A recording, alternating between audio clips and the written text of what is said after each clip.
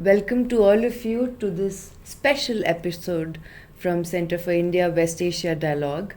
And my name is Dr. Shubhta Chaudhary, and I'm assisted with my two very bright interns, Amit and Maibam.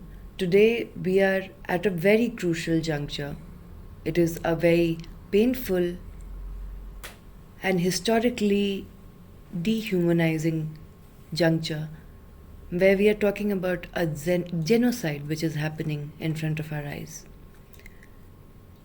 It is very important that we discuss the repercussions of it. Every human life is important. We cannot let these deaths just become statistics and mere stories. So for that today, we are very, very thankful to Palestinian Ambassador to India, His Excellency Adnan Abualhayjaa, who has given his precious time to us to answer a couple of our questions regarding the situation in Palestine. So first of all, sir, thank you so much for your time. My first question to you is, what is your summary of whatever is happening right now in Gaza and West Bank? Summary, it's a genocide. This word covers everything, but you can imagine what's going on since the 7th of October, and what is going on of killing people, more than 12,000 up to now. 10,000 is registered already, and we have more than 2,200 under the debris of the building. You can imagine 2.2 million of people at least living without electricity, without water, without food, without medicine, without oxygen, without fuel. So the situation is very bad for the people who are living. The killing is everywhere. Not only, as they said, in the north of Gaza, it is in Gaza the city, and it's in Khan Yunis, it's in Rafah. It is in the way where they said that this is safe way for the people to go to the south of Gaza. Then they bomb the people there. The honest people are bombed by the Israelis. And sorry that we have received yesterday the advice from the United States, who are participating in this genocide, to the Israelis, is to use a smaller rocket. They did not say you are not allowed to bomb the honest people, the civilian people, but kill them, but in smaller rockets. Right? This is the advice from the United States, who has the highest statue of freedom in the world. This occupation is war criminal government, and it is, if we want to talk about terrorism, this government is the most terrorist government, and the state terrorist. They are using the killing of children, women, honest people in Gaza Strip. What is your perception and what is the news that you have on what is happening in West Bank right now? Let me say, people think that the problem has started on the 7th of October, which this is not true at all. It is reaction of 56 years of oppression, the Palestinian people in Gaza and in West Bank. In Gaza, as you know, they have been sieged for 17 years, living in open prison, and when they can't move, they can't go outside easily from Gaza, and the poverty in Gaza Strip, around 70% of the people. This is about Gaza before 7th of November. When it comes to West Bank, which is, I think, it is main reason of what our people in West Bank, in Gaza and in West Bank, we are one people. We are Palestinian, even anywhere in the world, also the refugees outside, we are one people.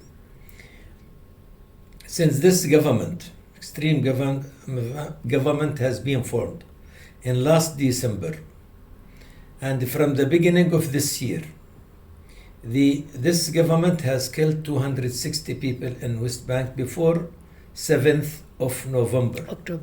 October, sorry. Yes, and from 7th of October, they have killed 153 till yesterday, right? So you can imagine the crimes of this government.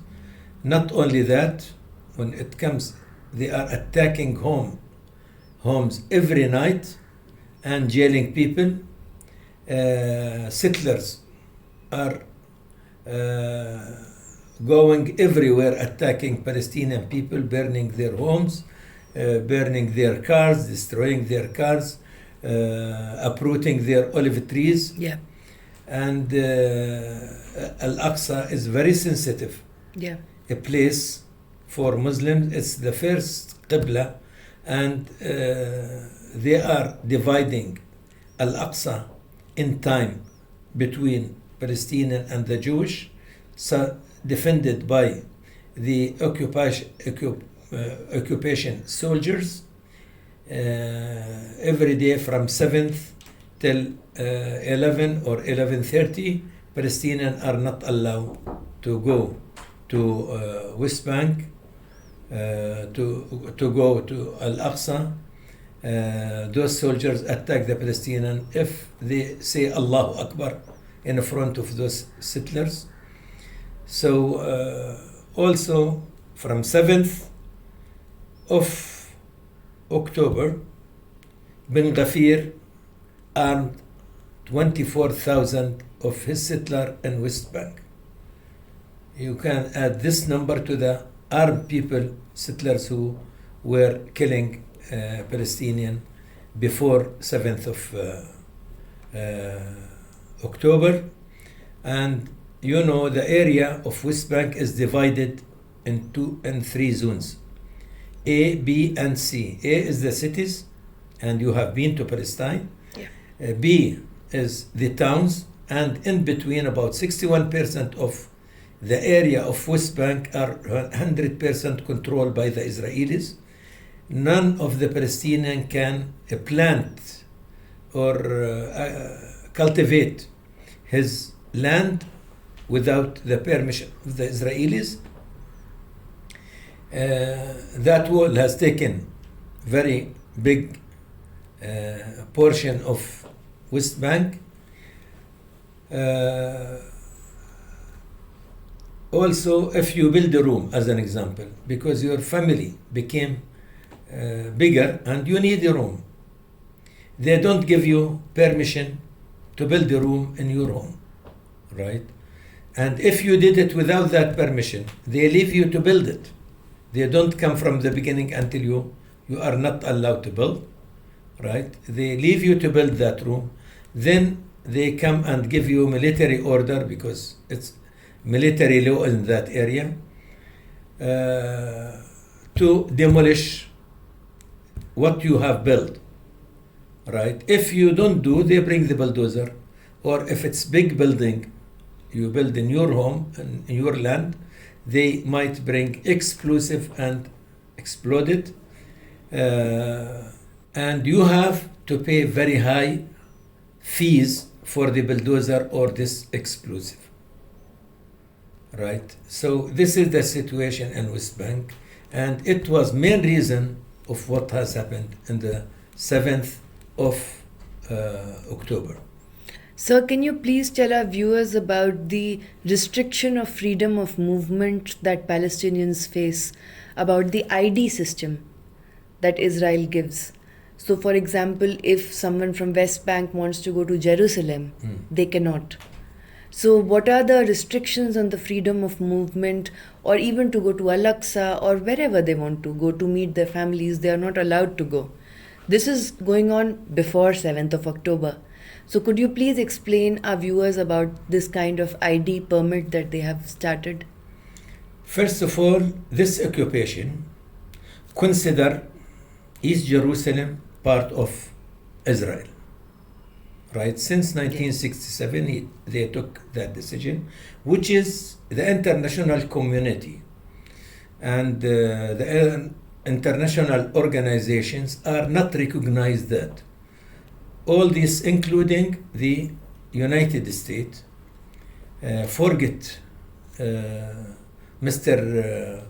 Trump as a person, but the policy of the United States about this one consider East Jerusalem part of the occupation, the occupied land in West Bank. Now, Al-Aqsa as an example, and East Jerusalem, it's in Al-Aqsa and East Jerusalem.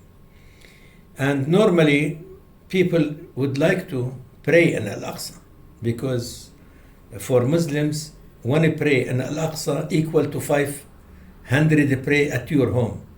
Also, it's the first Qibla. And to the people who doesn't know what means of Qibla, Muslims used to pray toward Al-Aqsa before the order has come from God to move and pray toward Mecca. And because of that, we say first Qibla. Now, the Qibla for Muslims is Mecca, not Al-Aqsa. To go there, you need special permission from the Israelis, as you are entering the land of Israel. And West Bank is sieged with that apartheid separation wall, which is about 600, more than 600 moving as a snake around West Bank. And it's not in the border also between Israel and Palestine. No, it takes a big land of peace of West Bank, right? It's in the land of West Bank, not in the border between Israel and West Bank. This have led to what has happened on the 7th of October. I'm very sorry to say that the international community are not looking what the Israelis committed of crimes against the Palestinian people. But when the Palestinian people make reaction against the Israelis, all of them felt that Israel is weak and we have to come, and the United States and the old colonialism countries from Europe has come to support Israel. And when you say to a criminal war criminal like Netanyahu, Israel has to defend itself, it means genocide to the Palestinian people. Yes. So most of the viewers think that Palestinians are mostly Muslims. Could you please explain the demography of how many Christians and Muslims are there in Palestine, in both Gaza, West Bank, Golan Heights, and East Jerusalem? Let me say, in Palestine, we are not sectarian. Yes. We are all Christian or all Muslims. In Palestine, you don't know who is Christian, you don't know who is Muslim, because we have the same habit, the same tradition, and we respect each other. At the Christmas, you might find the Muslims celebrating Christmas more than Christian. Yeah. And in Ramadan, it's impossible to see a Christian eating food or smoking or do anything during Ramadan. We respect each other, and because of that, it's true. We lived during the struggle very long time together.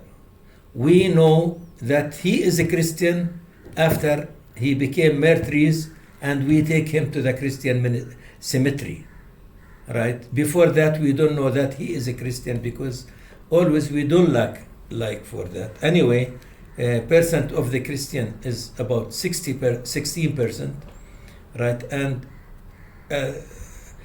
1921, we used to have about 5% Jewish of our people. Yes. And we used to live as we are living with the Christian till this Zionist has come, right, and start killing the Palestinian and the British, or they call them, I say colonialism, they call it mandate, Yeah. right?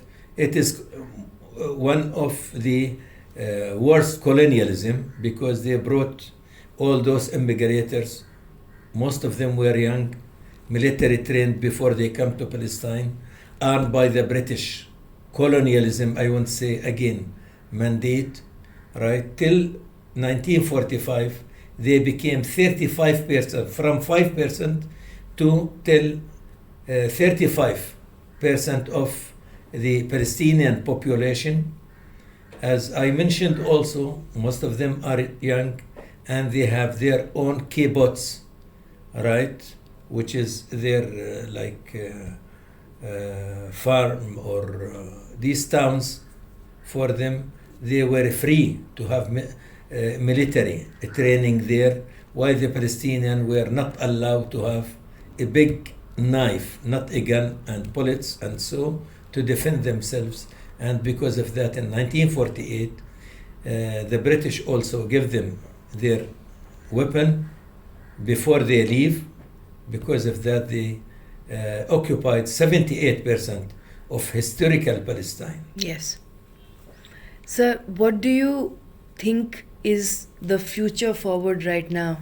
If the international community really wants to provide a solution, they have to impose sanctions on Israel. They have to stop the genocide, call for an immediate ceasefire. But what do you think is the long-term solution when you think forward? Let me say, we're still looking for, first of all, for ceasefire, stop the killing, and international community. It's not the first interview to me when I said are responsible to find a peaceful solution.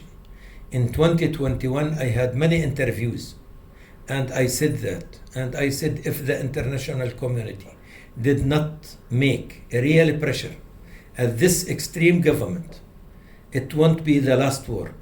And I say that again now. The international community is responsible with this extreme government. They will never think of peace. They will never think of two-state solution, because since they have assassinated Mr. Rabin, they are destroying the Oslo Accord agreement and destroying the two-state solution, right? Those are not looking for peace at all. They won't give the Palestinian any 1 meter for state of Palestine. What they are thinking is to evacuate Yes. the Palestinian from West Bank to Jordan, and from Gaza to Egypt. Yeah.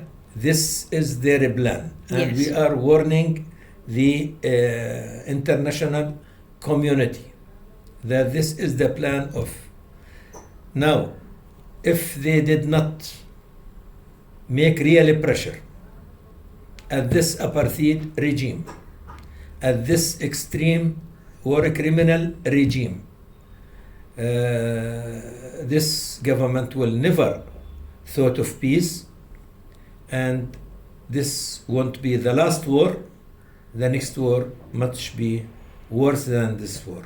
Hope we will find as soon as possible a ceasefire, which the Americans are covering all the crimes of the Israelis. And as I have mentioned, that just they advise the Israelis to kill the Palestinian in a smaller rocket than they use now. Yeah. So what do you think? What role can India play in negotiations? I don't know if India alone, but India is friend of both. India hope it will look for the both sides from the same point of view. India, at the 7th of October, Prime Minister condemned Hamas and he called it terrorist. What he called the genocide done by the Israelis. Now, what we, the government of India should say about 12,000 killed and more than 27 have been injured. What they should say about bombing near the hospitals. They said their Hamas leaders are under the hospitals. Hamas said, okay, send international mission and come and check hospitals. Also, those countries who build these hospitals, because they donate, like Indonesia, like Turkey, Japan. like many other countries, like India, are donate for building a hospital in West Bank, right? They have the maps, they have everything, and they explain that nothing, tunnels or anything under these hospitals, and we are ready for any mission to come and check, right? The Israelis are lying in everything, and we are ready to receive also international mission to check if there is anything in the hospitals. But the Israelis, they don't want, they give the order to the people to move from North Gaza to south of Gaza, otherwise they will be killed. I don't know who gave them that permission, right, to kill the civilian people if they did not move from their places. Till now we have not seen any tunnels, those after the ground invasion to Gaza. They don't show us any tunnels of Hamas, right, if it's under the hospitals as they said or outside. But these criminals are bombing the hospitals. Even the what you call it, that solar Yes. boards have been shot by the Israelis. They don't want even electricity from the solar to be to these hospitals. If the fuel did not come within 24 hours, till now people are donate from their cars some solar something to the hospitals. That might be ended as soon as possible within 24 hours. So all our patients will be killed if there is no fuel come to these hospitals. And if the international community did not make a real pressure to defend these health institutions, we have lost more than 100 of those people who are working in the health sector. So for the viewers, most of them who do not have any history of Palestinian diaspora and Palestinian movements, they often think that Hamas and Palestinians are the same. What do you want to say on this? Let me say, first of all, I have mentioned a little bit when I mentioned about the British mandate that Israel has occupied West Bank and Gaza Strip in 1967. And as a Palestinian, we went for peace and we signed Oslo Accord. And we were expecting 1999 to get our independent state. But as I have mentioned also, they assassinated Mr. Rabin because he was thinking of peace with the Palestinian people. And this extreme who has come after since that time destroying everything because they are not looking for peace. Now Hamas is part of the Palestinian people. We don't ignore that Hamas is not, but Hamas also politically has come for the two-state solution. You can imagine that the state of Palestine, we accepted it's 22% of historical Palestine, including East Jerusalem. It is 22%, but the Israelis are not thinking of to share the 27,000 land for two people. They want all the land, and what they are thinking is, as I have mentioned also, to evacuate the Palestinian people outside the land of Palestine, right?